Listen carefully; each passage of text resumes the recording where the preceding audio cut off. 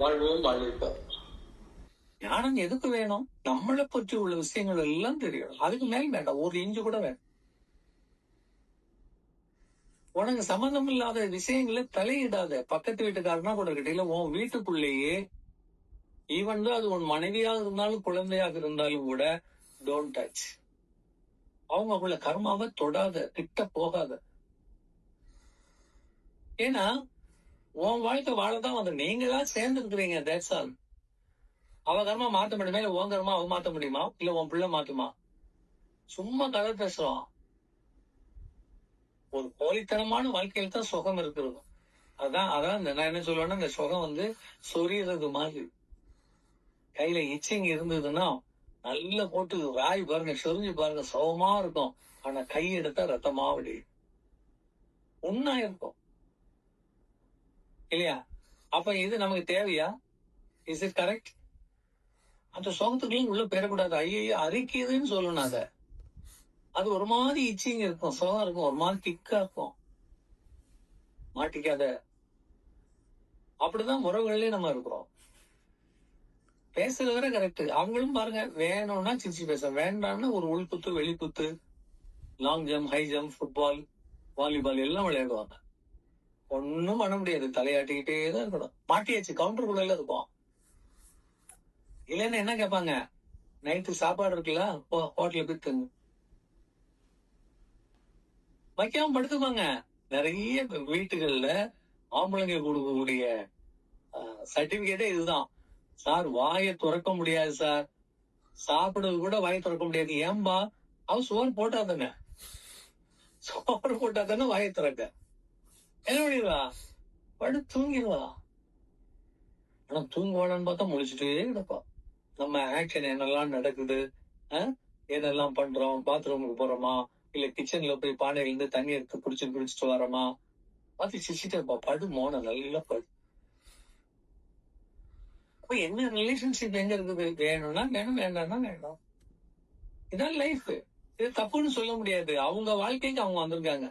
அவங்களுக்கு நீங்க கேட்டு செய்தா நிச்சயமா அவங்களும் படதான் செய்வாங்க. அதை மீறி அவங்க நல்லது பண்றாங்கன்னா உன்னோட யோகம். அது ஆணாக இருந்தாலும் பெண்ணாக இருந்தாலும் இது நடக்கும், எல்லாத்துக்கும் நடக்கும். அப்பா பிள்ளைக்குள்ளே நடக்குதே.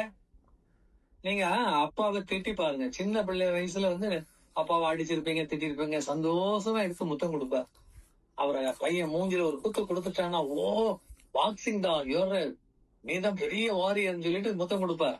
இப்ப அதே பையன் 32 வயசுல கல்யாணம் பண்ணி ஒரு பையனும் பெற்ற பிறகு அப்பா இது சொல்லும்போது அதே குத்து கொடுத்தாங்கன்னா அருவாளை தேடுவாரு.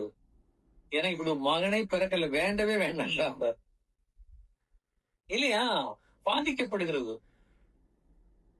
அப்ப அந்த பாதிப்பு இல்லாத ஒரு வாழ்க்கை வாழ்வது, அதுதான் யார்கிட்ட பேசும்போதும் அவங்களுக்கும் உணர்வு இருக்கிறது, அவங்களுக்கும் சுடும், அவங்களும் கேட்டுட்டு தான் இருக்கிறாங்க. இல்ல இப்ப ஒண்ணு சொல்லலைனாலும் அப்புறமா வச்சு செய்வாங்க. இன்னைக்கு நம்ம போடக்கூடிய விதை நாளைக்கு முளைக்கும். இந்த சிந்தனைகளோட வாழ்க்கையை ஓட்டம், தெளிவோட ஓட்டம்.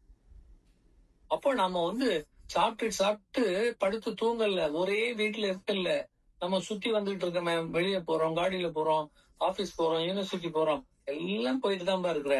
ஆனா இது எங்க நடக்குதுன்னா, ஒரு ஷிப்புக்குள்ள இருந்து பண்ணுவீங்கல்ல, அதே மாதிரி இப்போ லைஃப்ங்கிறது ஒரு போட்டு மாதிரி, ஒரு ஷிப் தான்.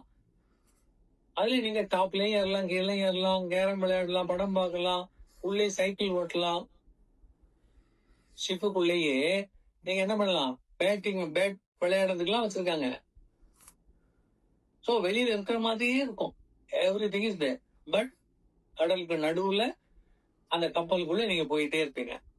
அதே மாதிரி இந்த பிரபஞ்சத்துல ஆகாய வெளியில நாம என்ன பண்றோம்? நம்ம லைஃப் ஓட்டிக்கிட்டு இருக்கோம். பூமிக்கு மேல, பூமிக்கு உள்ள கூட இல்ல, பூமிக்கு மேல போய் யோசிச்சு பாருங்க. ஒரு ஆப்பிள் பழத்துக்கு மேலேயோ, ஒரு ஆரஞ்சுக்கு மேலேயோ ஒரு எறும்பு போயிட்டே இருந்தா அதுக்கு பெர்மனண்டா நம்ம இப்படிதான் இருப்போம், ஸ்ட்ராங்கா இருப்போம் நினைக்க முடியுமா? கொஞ்சம் நழுவிட்டா கீழே விழுந்துரும். அப்படித்தான் நம்ம இருக்கும். இப்ப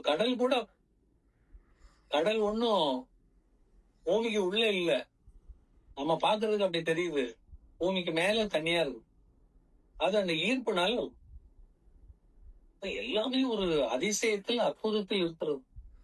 இதுல நம்ம அழுதுகிட்டு, குறை சொல்லிட்டு, வெறுத்துக்கிட்டு என்ன இருக்கு? எவ்வளவு அதிசயம்!